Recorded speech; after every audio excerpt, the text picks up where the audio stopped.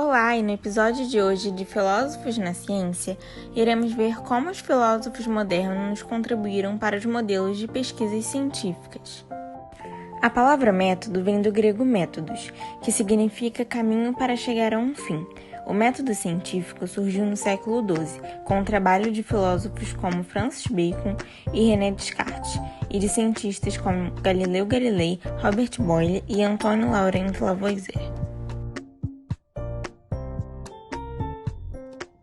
O período do Renascimento veio após a Idade Média, era em que a ciência teve um papel muito pequeno ou quase nulo na sociedade. No momento de retomada dos estudos e do conhecimento, os pensadores europeus voltaram a olhar para as culturas antigas, como a grega. Bacon, considerado o fundador da ciência moderna, criou a base do método científico e defendeu que o conhecimento e o saber davam poder ao homem sobre a natureza.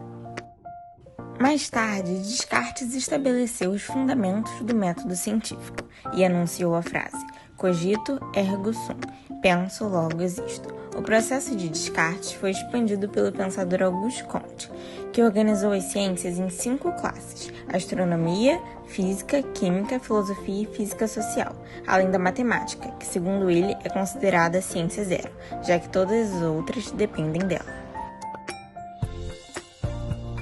Supondo que a dúvida seja sobre algo trivial como um bolo, a maioria das pessoas tem uma ideia sobre como é produzida essa iguaria culinária. Algo como, compre os ingredientes, bata-os, asse o bolo e confeite-o. Para comprovar essa ideia, o caminho seria fazer uma investigação em fontes confiáveis, como a sua mãe, aquele colega cozinheiro ou portais de gastronomia, que vão dar os detalhes necessários. Quando houver informação suficiente, será a hora de ir para a cozinha e testar o experimento. Se tudo der certo e a refeição for um sucesso, basta comemorar de barriga cheia.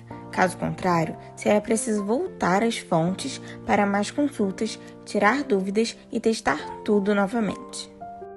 O que descrevemos foi um exemplo de como o método científico é aplicado constantemente em nossa vida e como ele pode ser usado para facilitar processos e a busca por conhecimento.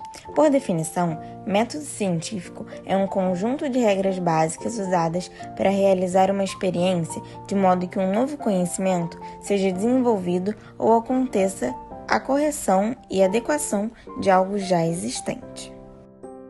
Ou seja, se o caso fosse melhorar uma receita já conhecida de bolo, o mesmo processo poderia ser feito para obter resultados mais satisfatórios. Isso acontece com pesquisadores das mais diversas áreas, que produzem conhecimento científico reconhecido em todo o mundo e seguem o mesmo padrão e critérios para chegar a conclusões que serão aceitas pela comunidade científica.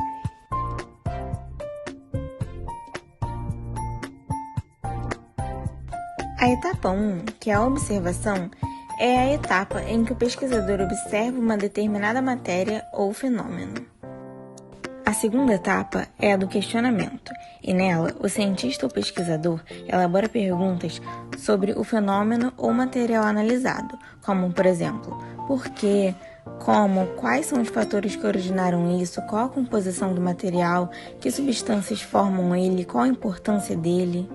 A terceira etapa é a das hipóteses, onde o pesquisador responde as perguntas feitas na etapa anterior, e essas respostas podem ser pautadas em seu conhecimento prévio sobre materiais ou fenômenos semelhantes. A elaboração das hipóteses deve ser feita com muita cautela, porque é por meio delas que a fase da experimentação será realizada, ou seja, elas serão o ponto de partida da experimentação.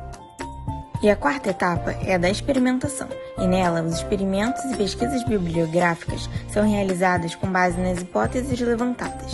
O objetivo é encontrar a resposta para cada um desses questionamentos que foram elaborados. Cada cientista desenvolve essa etapa de acordo com os conhecimentos que possui e as práticas que são necessárias para o esclarecimento de cada hipótese.